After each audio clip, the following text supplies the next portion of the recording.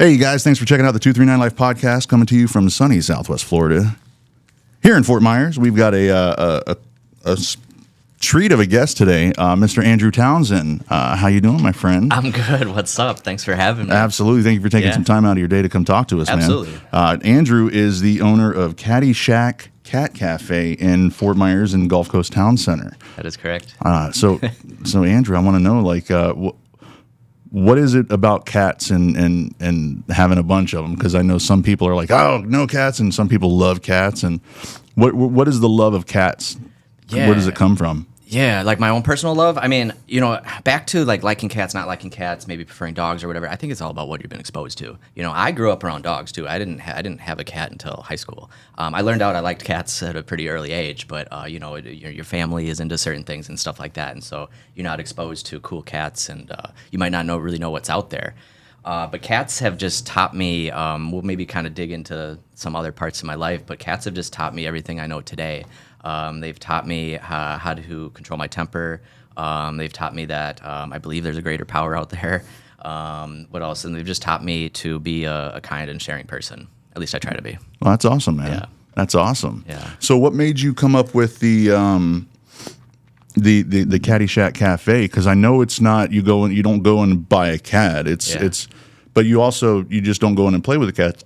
Excuse me. You have an ability to actually adopt the cats right from you. Yeah. So the main mission of Catty Shack Cafe is to help all these rescue cats that we have get adopted. Essentially, just get them highlighted. A lot of these cats would never get seen or would maybe not come out of the shelter. So by us getting them highlighted, getting them getting them on the internet or getting people to see them, there's absolutely nothing wrong with these cats. They just need to get seen.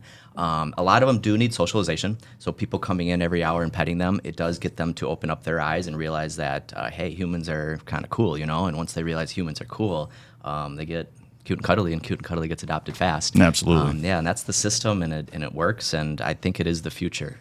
Nice. Yeah.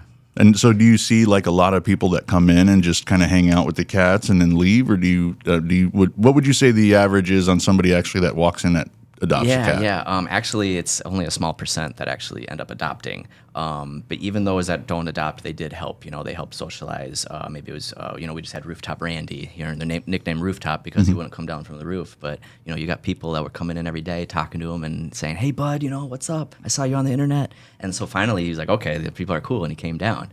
And so just the process of people coming in, even if they don't adopt and they're just cheering this cat on, they directly helped. That's awesome. Yeah. That's awesome that you give that kind of option for people to do, but it also, again, helps the cats out. Absolutely, yeah. Now, within the Catty Shack Cafe, you have like a little bar or like a little barista area? Yeah, we have a full espresso bar, so pretty much anything coffee related you'd ever want, we can do. I did not hold back on the coffee arena. We wanted to make sure that even if you weren't really into cats or anything, and you wanted to come in, that the coffee was still good. Nice. So we didn't hold back there. We have a full coffee bar. We are expanding. We have beer and wine. We're getting into some fun cocktails as well, espresso martinis. Nice. Come by, try it, tell us what you like about it, tell us what you don't like about it, what needs to be changed. But we're adapting to the market, and we want to give people what they want. And we want, I love bringing nostalgia feels too. And so, like we have a cereal milk latte, and we make the cereal milk is made from straining it through cereal. And then we actually use that in the latte. And it gives people kind of a feeling of like when they were a little kid again, drinking the milk from the bowl. And interesting. Yeah. It's funny. I watched a Shark Tank episode once, and their product was the milk after the cereal. Yeah. And it didn't go well. Okay. Because it was milk. Yeah. Are you putting it through milk?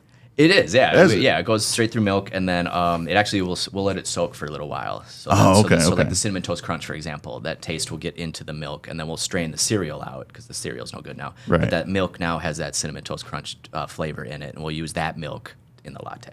Oh, okay. They were just it was just milk. Okay. Like, no, they didn't add nothing to it. It was just like, okay, we took the cereal, put it through the milk, now drink the milk. Oh, it's delicious. I mean, it's milk and it's added sugar and added flavor. Yeah. So, I mean, yeah, it's delicious if you just wanted to drink it straight up. That's cool. Yeah. That's cool. It gives everybody a different option to have, Yeah. That's awesome. So tell me a little bit about where you were born and raised at, man. Yeah, no, I appreciate you asking that, and it's fun talking about where we're from here in Florida because not many people are from here. I know I'm not interviewing you, but I Born want and to raised. interview you someday because your family, you got history here, man. You got stuff I don't know about. A little bit. And I'm still learning about Southwest Florida, and but yeah, so me, born and raised in Minnesota. Okay.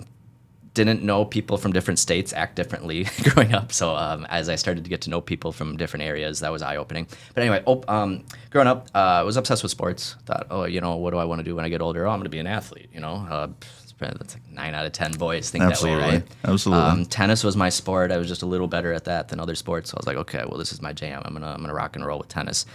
You get into high school, you start traveling to other states, and you realize how good some other players are. And then you come down to Florida, you all are really good at sports. You guys are the ones that made me realize I'm not going to make it. Yeah, man. Florida, you guys are full of athletes. So, yeah, that was eye-opening, realizing tennis, making it as a career athlete was going to be ridiculously hard. Anyway, so I ended up graduating from high school, not having any idea what I want to do with life. Go to the University of Minnesota, kind of aimlessly. End up meeting one of the best poker players in the nation, and I just move in with him, and we become best friends. And I learn from him almost every night. I just watch him play. He's playing online, and at the time, I don't know if that was the best thing for me to be seeing every day, but I would just watch him play every day, and I would just kind of take mental notes and everything. And then I started dabbling. And ended up just playing play money for a while until I got comfortable. Don't go replicate this, people.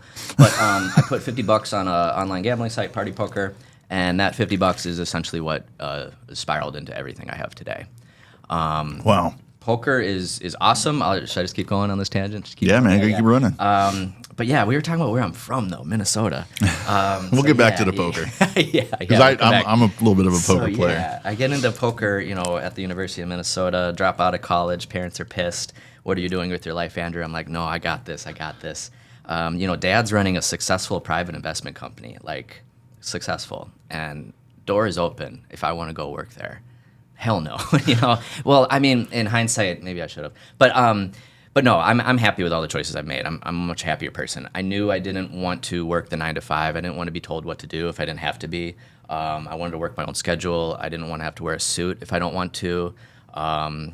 Where's the camera cutting off right now? I mean, look at what I have on. Absolutely, no, yeah. The Catty Shack stuff. This is like what I wear. So, that's comfortable, man. That's great. Absolutely. Be happy, enjoy life, and I saw the stress that was involved in I guess you could call it corporate, and what I had seen as a child in the stress. No, I didn't want that, and so I knew whatever I did for a career, I wanted to be happy. Absolutely. So yeah, poker just wasn't filling the voids of what good am I doing for the world.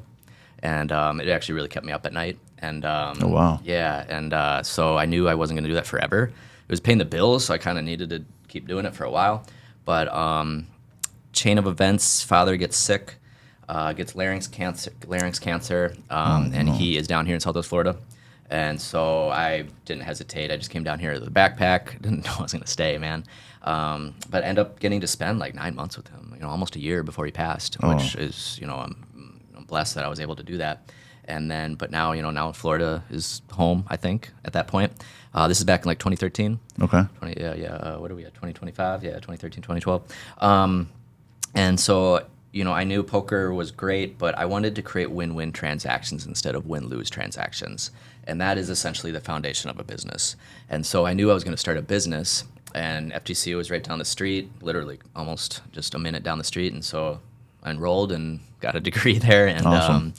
Couldn't wait to be done, with school. Got my business management degree, and then the second I was done, I hung out at the entrepreneurship school every single day, and made some great friends there. And it was essentially there is where we built the foundation of what all the check marks needed to be for the business, and also give me the confidence to follow through with it. Nice. So yeah.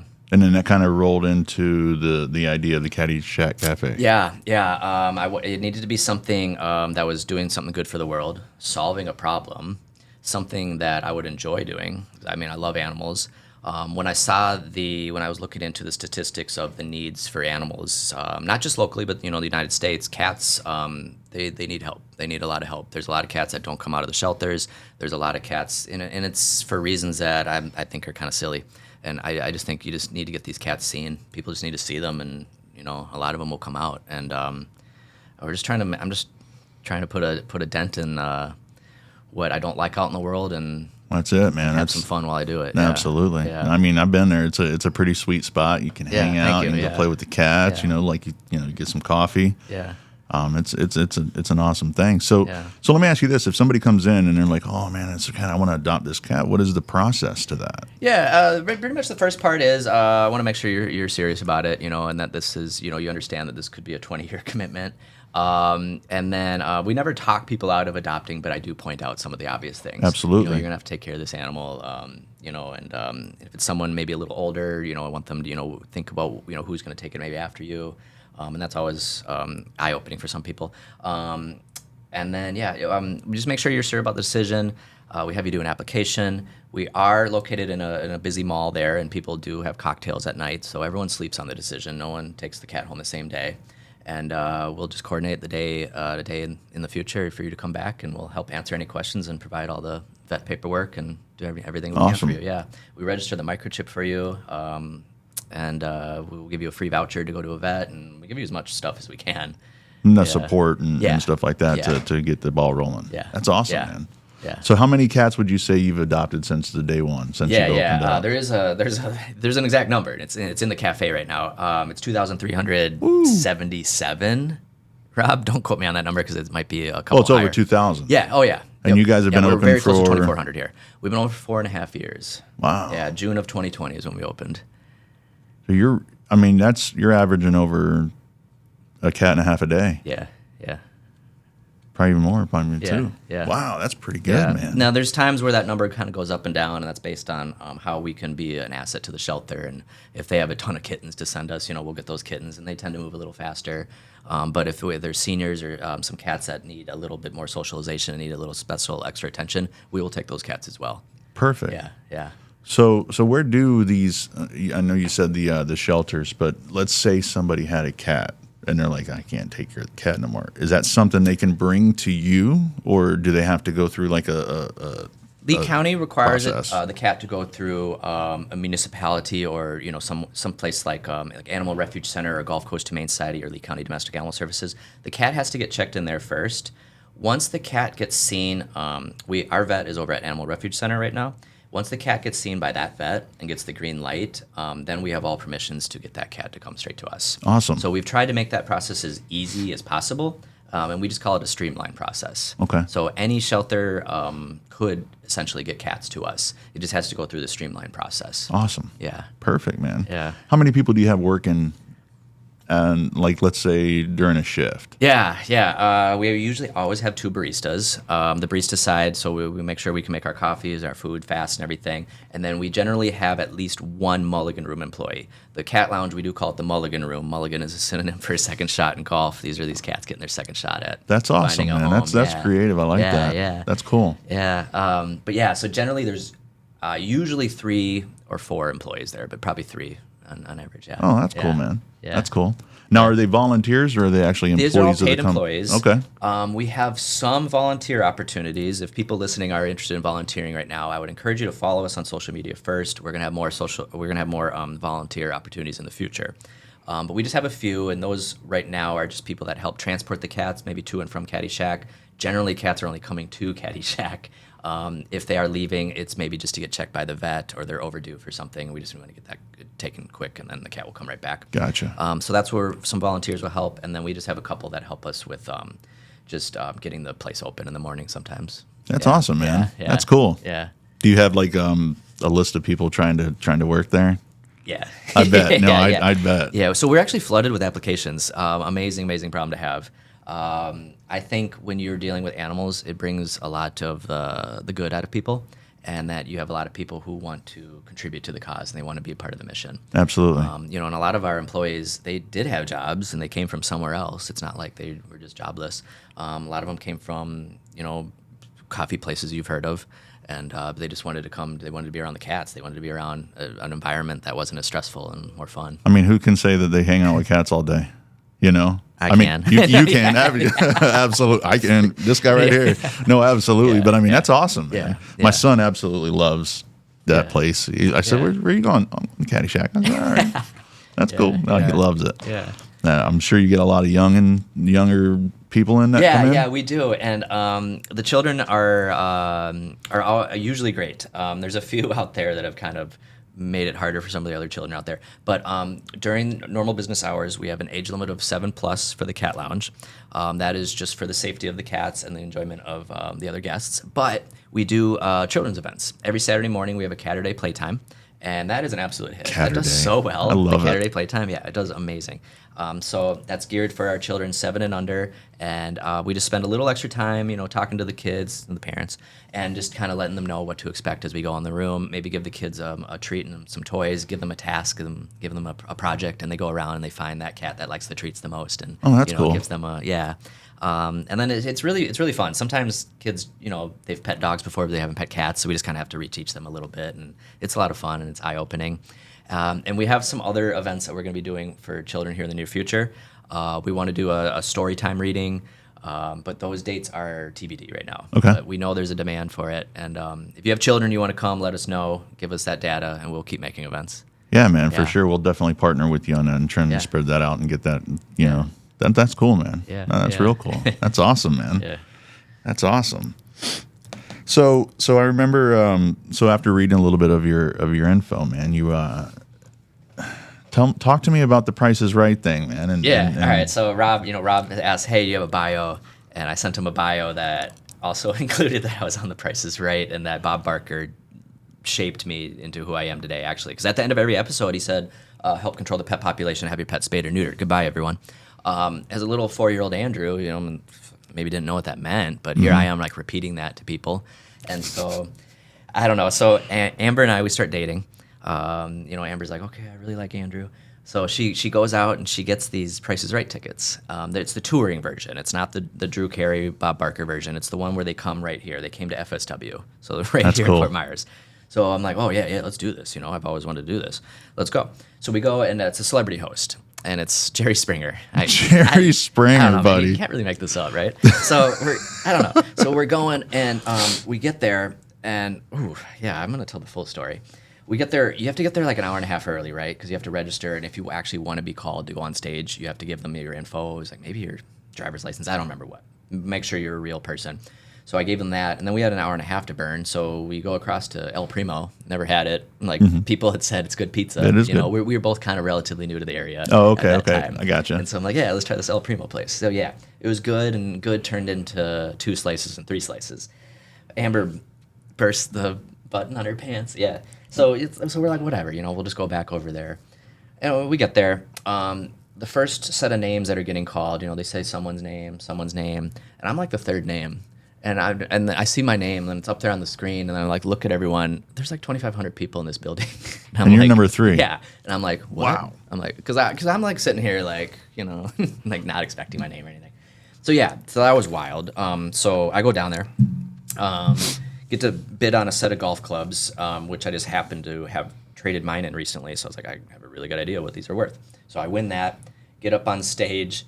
And right when I get up on stage, Jerry Springer's like, who are you here with? What brought you here? I'm like, well, my girlfriend brought me here. He's like, oh, well, she must really like you if she brought you here. I'm like, yeah. And I'm just excited, bubbly Andrew, just like, absolutely. wow. And then he's like, oh, all right, well, I got a deal for you, Andrew. And I'm like, yeah, anything. He goes, he's like, if you win this game, Amber has to come down here and you have to propose to her. And I was just like, yeah. Well, yeah, let's do it. And this is right after you guys got together, right? Yeah, we're like 4 months in, 3 months in, dating, and so it's kind of awkward, but I don't know. I mean, I was already in love with her. I knew it, and so anyway, we get the game. It's called Any Number. You have zeros 1 through 9, and you have to put the numbers in, and whichever prize gets filled in first, that's the one you win. The bottom is a piggy bank. The middle is a hoverboard, which is actually kind of badass. I'm glad I didn't win the hoverboard, but that would have been cool. And the top prize was a 4-night or 4-day, 5-night, whatever, 5-night, 4-day trip to Vegas, all expenses paid. And so I was like, yeah, I want that top prize. So we're playing along. I start off. I have like 2 in the piggy bank, 1 on the hoverboard, like nothing on Vegas. And Jerry Springer's like, all right, we need to change this momentum. And I guess he's like in on it with the directors and stuff, but all the lights just dim, and he just goes into this Elvis Presley song for like 5 minutes. and with these bright lights, the only things you can see is like people in the first row. Right. So I'm like, what's going on? What's happening? So then he just gets done. And he's like, all right, let's continue.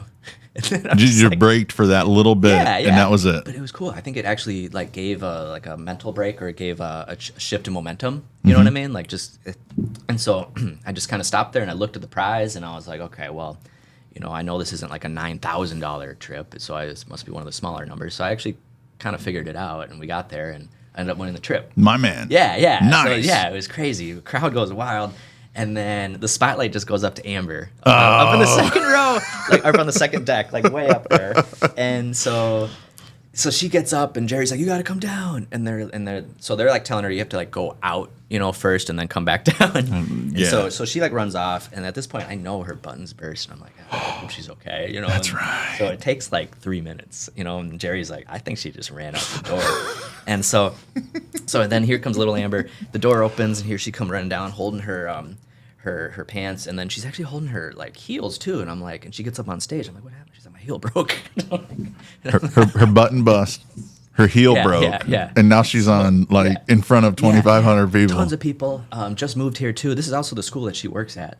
That's how she got the tickets. That's awesome. But yeah, and so I just get down on one knee, and I'm like, I don't have a ring. And Jerry's like, just do it. Just do it. Just do it. And I'm like, Amber, will you marry me? And she's just like, yeah. And I don't know, it was wild. The whole place went crazy. And when we went back to our seats, people were like high-fiving us. Someone handed me a cookie, and I was like, oh, thanks. And when we got back up there, we realized it was half-eaten. So I was like, what? Why? But everyone just was, the place it was like pandemonium. It was nuts. And then even after we left there that night, we drove home in one car, not realizing we had 2 cars there. We were like driving home, and people are like stopping us at the stoplight, being like, oh, I saw you guys. I'm like, how do they recognize us at the stoplight, like a mile from FSW? But yeah, that's cool. Yeah, man. No, it's such a cool story. And then we get home, we're like, oh, we forgot your car there.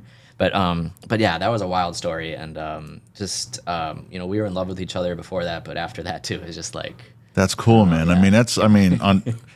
You've got like story upon story off of that one story, and just a memory of. Yeah. So that will you marry me? That parlayed into. We're married now. But so, we get home too, and Amber's like, were you in on that? Was that like planned? I'm like, no. And she's like looking at me, and I'm like, no, I did not plan any of this. Because I guess, she had a tie to Elvis with her grandmother who had passed and things like that. So when I did the Elvis bit, or when Jerry did that, she thought maybe I had planned all this. And I'm like, no, this is. Wow, that kind of gives me chills, man, because of just how they picked that particular artist and. Yeah, and I think it was like down to the song and everything. I don't know. And so it's like we were supposed to be together. But Amber ends up like a week later. She looks at me and she goes, you know what? I'm going to say yes, but I think you can do better. I think I'll let you do a proposal. And I just look at her. I'm like, how the hell am I supposed to be? How am I supposed to do something better than being up in front of 2,500 That's a people? big one to top. Yeah. But long story short, I got a photographer she's obsessed with on Instagram who takes photos of dogs, and I convinced her we were going to get photos of the dog done. But little did she know we're proposing, and so it was a way to have the cameras out, have her do her hair without knowing what was up, and we're getting pictures, just not for what you think we're getting pictures for. Yeah. That's cool, man. That's awesome. We have 2 engagement stories. So did she? Was that okay with her? Was that better than the Jerry Springer? Actually, she thought it was. Yeah. So good. That's all that matters, man. That's all that matters. I don't know how I one-upped it, but yeah. That's awesome, man. Yeah. That's really cool, dude. Yeah. That's really cool. Yeah. So let me ask you this. So you said that you moved. Well, you came down here to be with your father. Yeah. But you were coming to this area before that. That's true. Yeah. So my mom's side, grandma and grandpa for me, lived in Batiki West, which was right on Fort Myers Beach. Okay. And right across the street from where Twisty Treat used to be, and Hooters. Yeah. But yeah. Yeah. Yeah. Okay. Yeah. So Little Andrew was coming down here spring break, and I think as young as I would have been as young as like 6 months, probably the first time I came. Oh, geez. And then we just came annually. Oh, so you've been visiting this place your whole life? Yeah. Yep. Okay. So there's okay. a piece of Fort Myers that is home to me. Like Okay. there is like I love this place, and if there's something I can give back to it, I want to. Absolutely. You know? I think you're doing Yeah. a great job with that too. Yeah, I appreciate it. You're Thank helping you. out. And I mean, Thanks. you're not just helping out the cats. You're also, in my eyes, man, I mean, animals, cats, dogs, they do stuff to people. They help them internally, I think, and just having that, so I don't see it as just you're just helping cats out, which is still amazing, man. God's creatures are amazing creatures. You're helping people out too, so I think that's a fantastic thing. So let me ask you a question. So the Catty Shack Cafe, is that your first business? It wouldn't be my first business, but it'd be the first brick and mortar business and first business of this magnitude. This Okay. is bigger than anything I've done. This is my child. This is my baby. I had started a little business around poker. I realized in poker I used to treat it like a business, and so I made a little business out of it. And then I started a website and I had affiliate marketing links for people who needed direction on where to go. I did poker coaching, and I would help people on that route, and maybe just help them with poker software on their computer. Okay. So I was starting, I was on that business mindset there. I was on that track, but that was near the end of my poker career. Gotcha. Where I was going with that. Yeah. Okay. But so Catty Shack, this is a whole nother ballgame. This is a whole nother.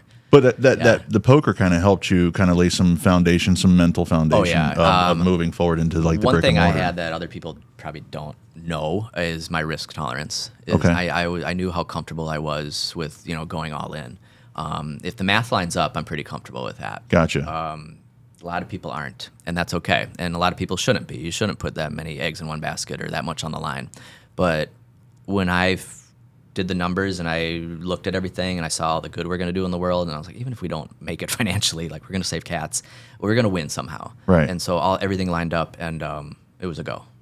Yeah. But I mean, at the end of the day, the Catty Shack Cafe it's and again, I know it's not you're not doing it to be a profitable. I mean, yes and no, but you're not doing it to like, hey, this thing's going to make me rich. You're helping people, you're helping animals, but it's a profitable business. It needs to be sustainable.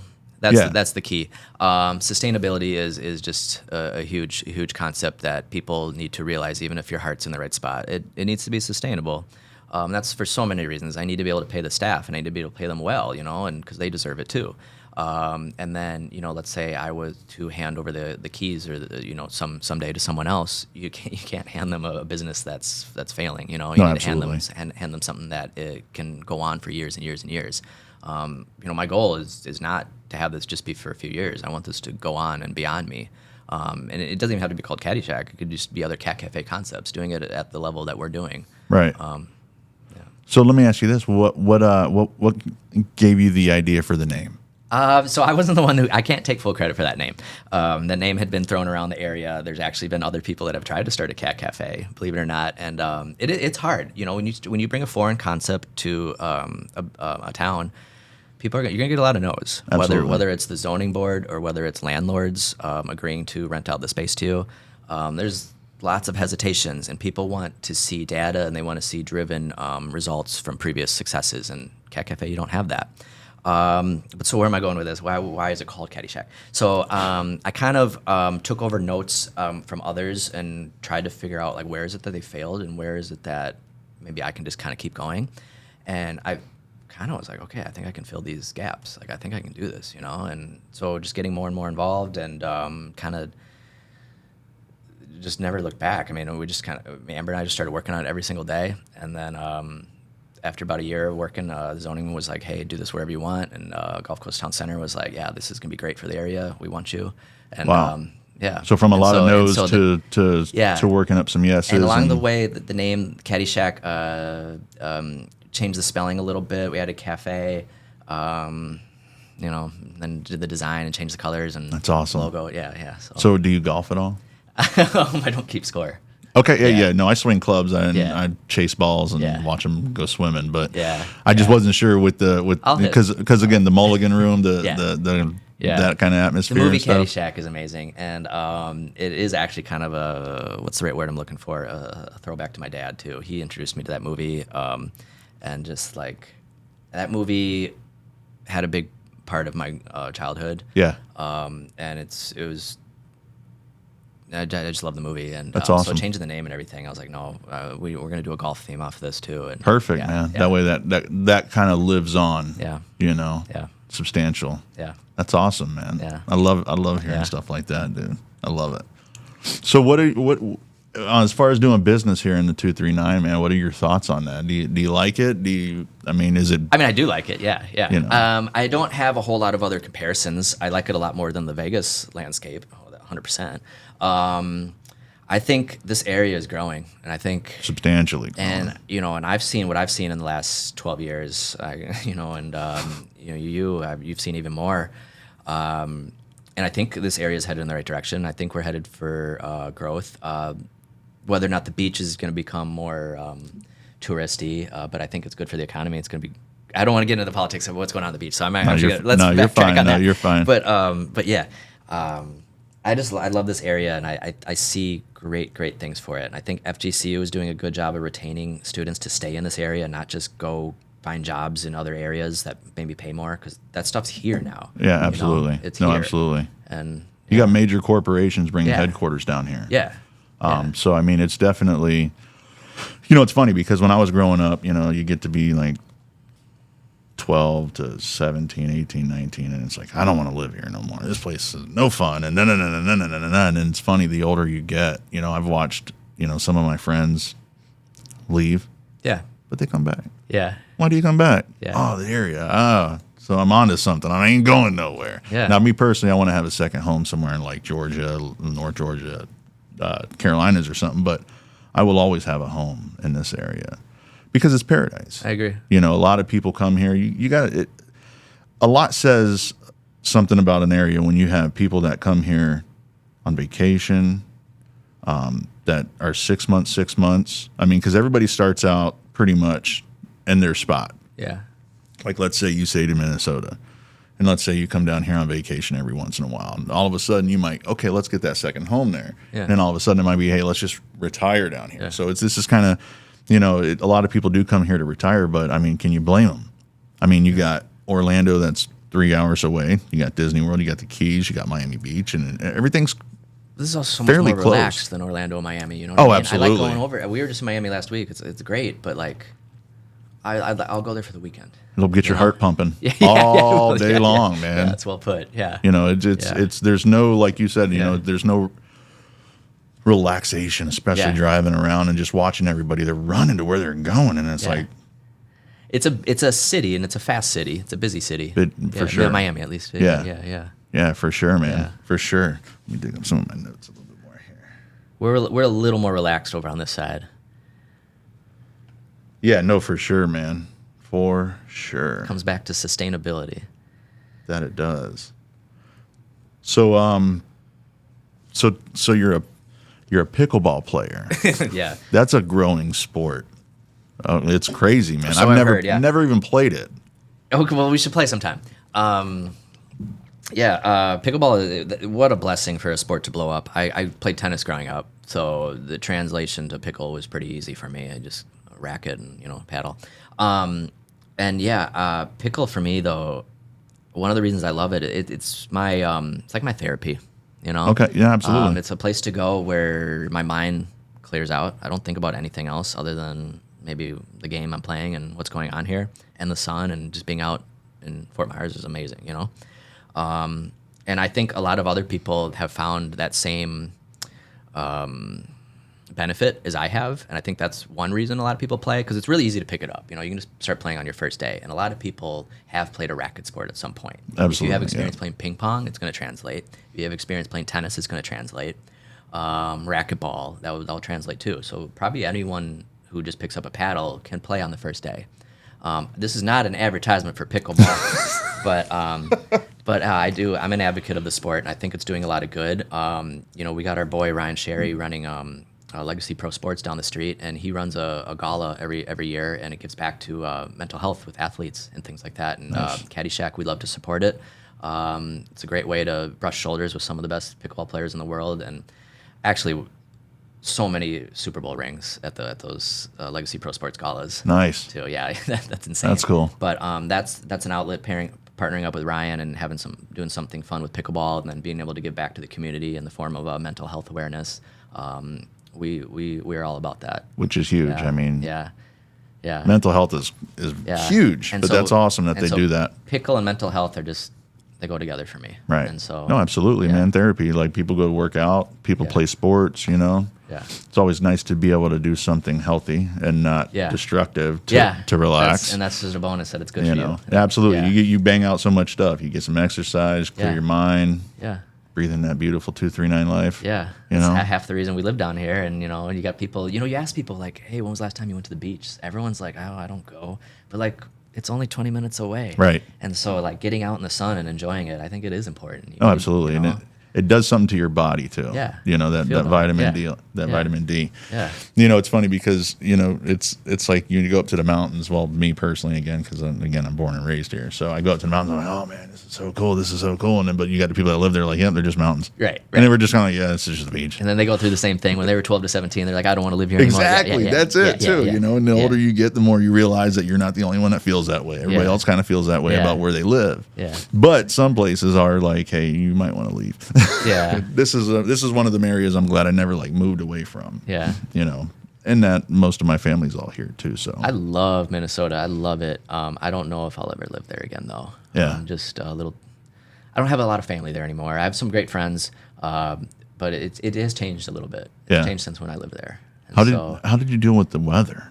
The cold, growing man. up, it's got to be freezing. What's funny is you're growing up and you're just kind of like, well, everyone deals with this. No one deals with that. But yeah, it's cold like 9 months out of the year. And I was that kid that was always just so ecstatic to put on shorts. So I would wear shorts to school every day. It's kind of weird, but just running from the car. And so yeah, coming down here to Florida or living somewhere where I can wear shorts every day is just like paradise for me. Absolutely. Yeah. Yeah, that's the thing. A lot of people don't think of it as paradise. They think about, oh, it's so hot. And it's like, I personally would rather be hot and cool myself down than be cold and try to warm myself up. Yeah. Because you start getting uncomfortable with all the clothes you got to put on and all this other stuff. I think that's a personal preference, but I'm 100% with you. I totally agree. Absolutely. I'd rather go that route. Yeah. Yeah. So do you go to the beach much? No. Actually, no, that's not true. We were at Fort Lauderdale Beach last week. When I say we, me and Amber. But before that, I think we were at Margaritaville watching a Matt Walden show a few months before that. But we probably only get there like 4 to 6 times a year. Yeah. And it's not bad. Not bad, but I think we could do more. And I think this is a nice reminder. Maybe try to get to the beach once a month, at least. Yeah, man. Yeah. Get that salt air, and I love it. Yeah. Do you fish? Not really. No? No, I have much minimal experience fishing. Is it just never had? Never really been around it. Okay. Didn't have a pole ever.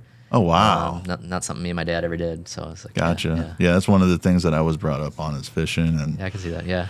So I used to live on an island. So in the Caloosahatchee, there's it's called Beautiful Island. It's a 120-acre island. It had 2 houses on it.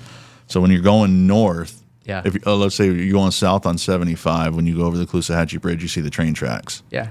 The train tracks, the south side runs through the island. You can't tell because it's actually close to the mainland. But it's probably you have to get on a boat to go to it. Every morning before school, I'm on a boat. And if it's raining, I got trash bags tied to my shoes so they don't get wet. Yeah. I mean, it's insane, dude. Like when it's cold, you're on a boat and you're going home. Or I mean, if mom and dad weren't there at the lot to get on the boat when I'm waiting because I'm not going to drive the boat back and then drive them, pick them up. And it was insane, dude. We did that for like a year and a half. So it was just you and like one other neighbor? Well, the people that owned the island. Okay. Yeah, it was a retired doctor and a retired lawyer. And they had one house, and up the hill a little bit was the second house. 1 bedroom. It had like a Florida room, so it was kind of like a 2-bedroom. No AC. Yeah. That's horrible. But it had full power water. But no, they just never put AC in the house. Wasn't a priority. Guess not. But I tell you what, man, the fishing, the skiing, all that stuff was amazing. I bet. But I was 15-ish, so I'm like not driving. Yeah. Out there, like during the summer, man, it was a boring time because it's like your friends just can't stop by. You know, they can't just. Well, you know, you got to plan that out accordingly. I was just thinking, want to come back to my place tonight? We got an island.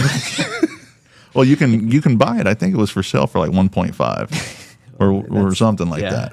But no, that was a cool experience. And right after we lived on the island, we got on my dad's sailboat and we moved to the yacht basin in Fort Myers downtown. So I lived on a sailboat for about 6 months as well. Wow. Okay. Yeah. That was short-lived. You're like 16 now? Yeah. Okay. Yeah, I was driving, so I was able to like. Yeah. But yeah, that was short-lived just because, you know, you're sleeping on like a bench. Yeah. You know, because it turns into like a little bed. Sure. Yeah. Yeah. But I mean, it's a sailboat, man. It's like a 34-foot sailboat. Yeah. It's not huge. It's not, you know. So you're feeling the. Well, that stuff didn't bother me. Actually, okay. I love that stuff because my dad had a sailboat for a long time, and we would go out and stay the weekend and stuff like that, Picnic Island and all that other stuff. But living on it that close, it's like, yeah, it's time for me to head out. So I kind of stayed with some friends, stayed with my sister and stuff like that. But yeah, those experiences there were kind of wild. You know, living on a boat. You should have me back, and I'll like interview you. You know what I mean? I mean, your family has, you have at least one street named after your family. Yeah. I know that. Yeah. And then I can only imagine what goes on with the history, and I don't know hardly anything. So, I mean, yeah. Yeah, no, it's crazy. My Pepe was a sheriff, not a sheriff, but a sheriff deputy out in Lehigh back whenever they used to have, I don't think they have a substation out there. I don't know. Maybe they do. I haven't been out back in Lehigh in a long time. But yeah, I mean, it's cool. We've got a little bit of root. We've got some roots here for sure. You know. Yeah. My mom was actually born in Michigan. My dad was in Rhode Island. They came down here in the 60s, I believe. Okay. So. So is your mom's side? My mom's side is the Barefoot Williams Road guy. Yeah. Awesome. Okay. So, and he was an old fisherman. I want to say that they called him barefoot for two reasons. Never wore shoes, which is fine. I grew up not wearing shoes, but it's funny. I don't go outside without my shoes on now. It's funny how that works out. But also barefoot because he was a little scandalous, I guess. So All he right. got around a little bit. So, but hey, you know, that's interesting in itself. So, but yeah, I'm gonna do more. I got a lot more research to do on him and check that out. But yeah, no, he was a local fisherman, and you know that's a lot of the stories about him is about how he was a local fisherman. That's all he did. Yeah. So I think that's pretty cool. And I don't know, man. There's a lot of history here, not just pertaining to myself or anything, but I'm just like Lehigh, and this is something actually I delve into a little bit more a few months ago is Buckingham. Are you familiar with Buckingham? I know Barkingham because I know the dog park there. Isn't that where that is? Yeah. Is it Buckingham? I think they call it Barkingham. Is it out in that area? Yeah, I think so. Oh, no kidding. If I'm thinking of the right spot, so I've been there, but yeah, I'm familiar. Yeah. But that was an airfield back in World War II, and what they did was they did training out there. I'd have friends in Lehigh, and we kind of grew up in the north side of Lehigh, towards the Alva area. And when I would go over to my friend's house, we would go out and play in the woods and stuff like that, and we would come across these train trestle, like these tracks, and the wood and everything. And I'm like, what the hell is a train track doing out here in a residential neighborhood, right? Yeah. And it's pieces of it. And then come to find out that they would take, like the carts, the minor carts or whatever that they put on those tracks, and put flags on them, and run them around there, and they were the targets that they would train for as they would fly around. Oh, cool. Never knew that. Growing up in my school, I don't think they ever taught me that. Like, hey guys, that's like a piece of history. The area that you're in right now, this has some significant history, you know, and I found that out in my 40s. Yeah. You know, I just thought that was amazing, you know, and then of course you got Edison home down here, all this really cool history. You know, did you know any of that before you're coming down here? I knew about the Edison home. Obviously, I would assume that. No, none of that actually. That's pretty wild. And in my head, I'm thinking about how like this is the type of stuff like when we travel and we go places and we get like a tour or whatever. They're like, and these are the tracks that But the fact that this is like in our backyard, you know what I mean? Literally in people's backyard. Yeah. I was amazed because you'd look at it and be like, are there trains here? yeah. Because you don't see any other kind of. any signs of any kind of train transportation or anything like that. Yeah. Kind of thought that was wild. Wild, yeah. You know, that was wild. Let me grab this real quick. Yeah.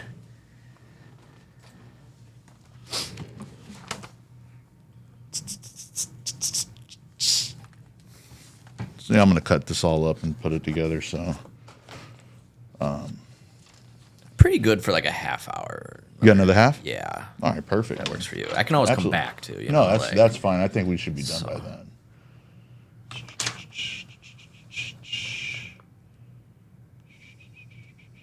This is whenever we had our conversation the first time.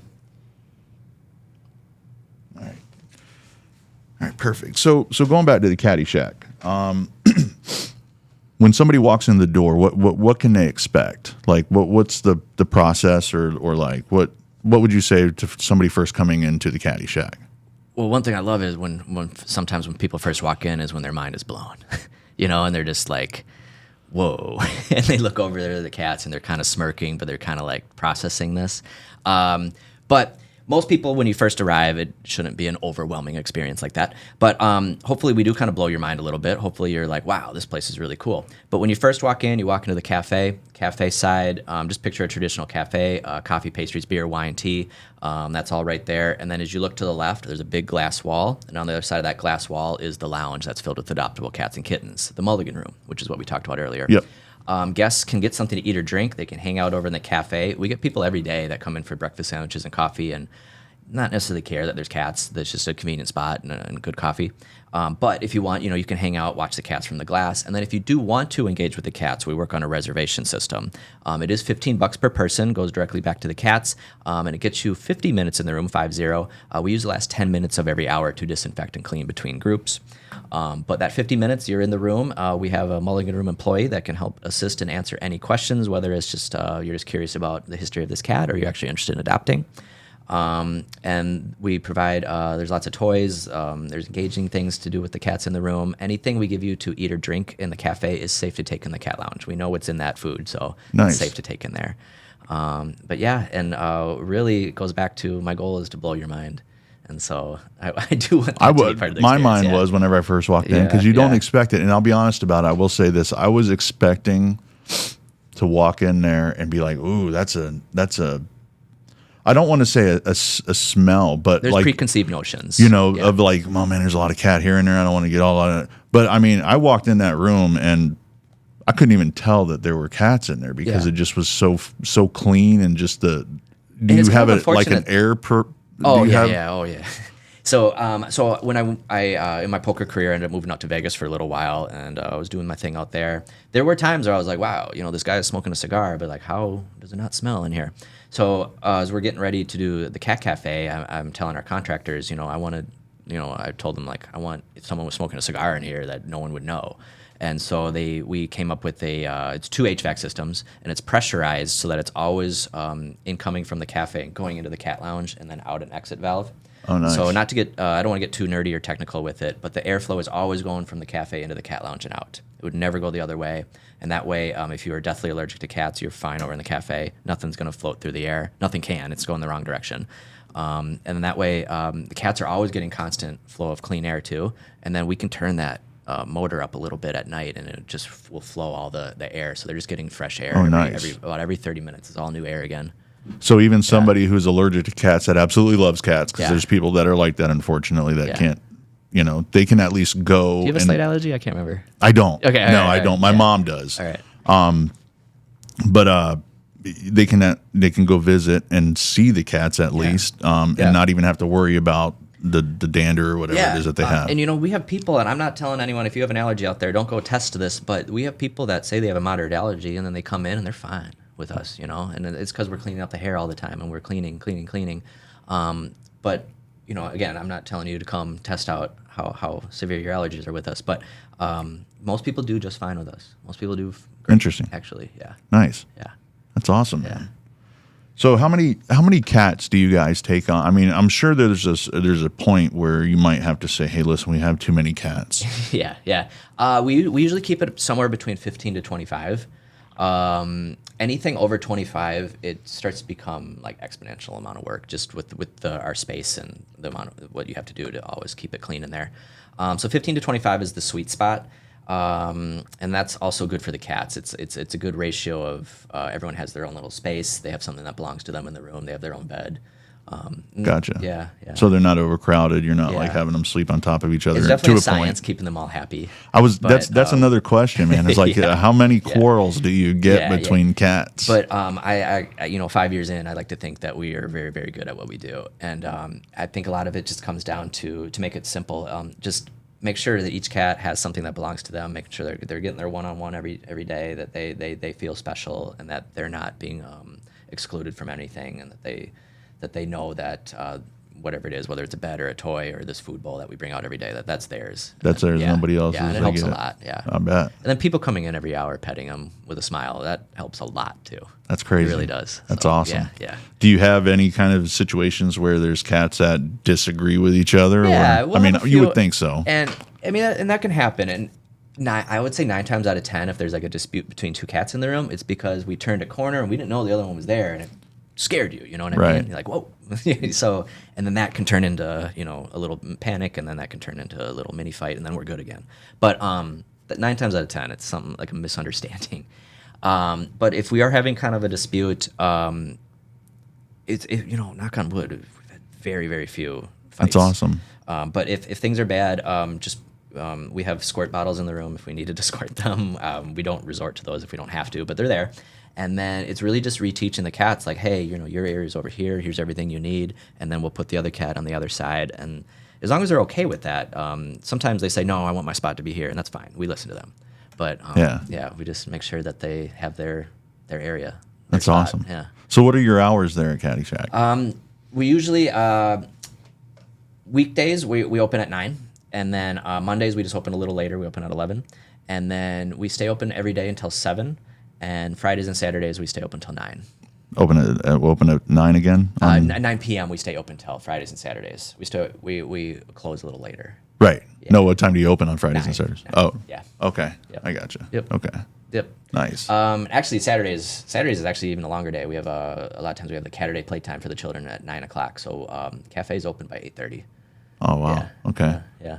Nice. Catterday. Catterday. I love that. That's amazing. Yeah. That's amazing. Yeah. You guys are open Sundays? We are. Okay. Yep. So 7 days a week. Yep. As long as someone has to be there taking care of the cats and feeding them, we might as well be open for business. Interesting, And, yeah. Might as well have people coming and petting these cats and giving them As much as they can get. Yeah. So Absolutely. our goal is to be open every day. If we are not open, it's usually for a repair of some sort, or that's about it. Awesome. Yeah. Painting maybe. Yeah. Yeah. A little spruce up here and there. Yep. Do the cats ever kind of tear the place up a little bit? I obviously you don't have a lot of stuff in there that they can, because obviously you control that environment. Yeah. Controlling the environment is key. Anything we put into that room usually doesn't last too long, and the biggest reason is mostly sanitary purposes. We just don't want them spreading germs to each other, essentially, and so once it's been in the room for maybe a week, it might get taken out. But a lot of stuff does get destroyed. Yeah. We throw a lot of cardboard boxes in there, or cardboard scratchers that the cats like to scratch on, and they're actually made to be kind of destroyed. So the cats will go to town on that, and you might have one that's been working on it for a day, and then just one just decides to jump on the top of it, and then it's broken. But yeah, Done it. some things we put in the room and they end up lasting for like a month, and then other things last an afternoon. So it's kind of hit or miss, but we'll always try things. We have companies that will send us toys sometimes just to try it out in the room. They want to see how fast it gets destroyed in a room with 20 cats, and we're like, yeah, we'll try that.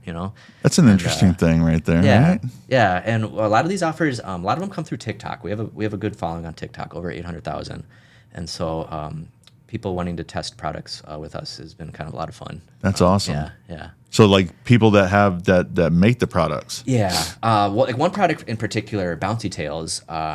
It's this great toy. I don't know if you remember seeing it. It's this bouncy. It's a bouncy ball with the The tail feather. on it. Yeah. Yeah. Yep. And so he was I met him like 6 years ago, and he was making these, and he's like, I just need to get these out to market. And so we got Catty Shack open. We're like, yeah, let's get these in there. And now the toys are being sold online, and we're trying to get this. We're trying to really push this product, the Bouncy Tails. We think it's one of the best cat toys ever made.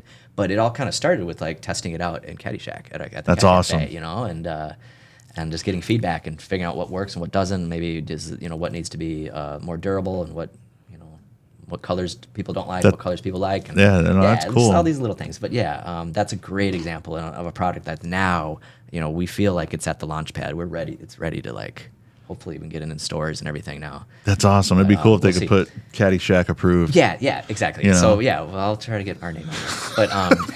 But just the fact that this product is now ready to potentially be a huge toy. And you guys helped. Yeah. You guys were a stepping for that. That's amazing. That's cool. Yeah. And some other stuff people send to us, it doesn't end up making it onto social media or anything because the product they sent us didn't work out. But yeah, that's been a lot of fun testing stuff in the room. Yeah. That's awesome, man. Yeah. So let me ask you this before we wrap up, man. So where does Andrew and Amber? Where's your guys' favorite spot to eat in the 239? That's a good question. I didn't think you were going to ask that. And most people don't. Jeez.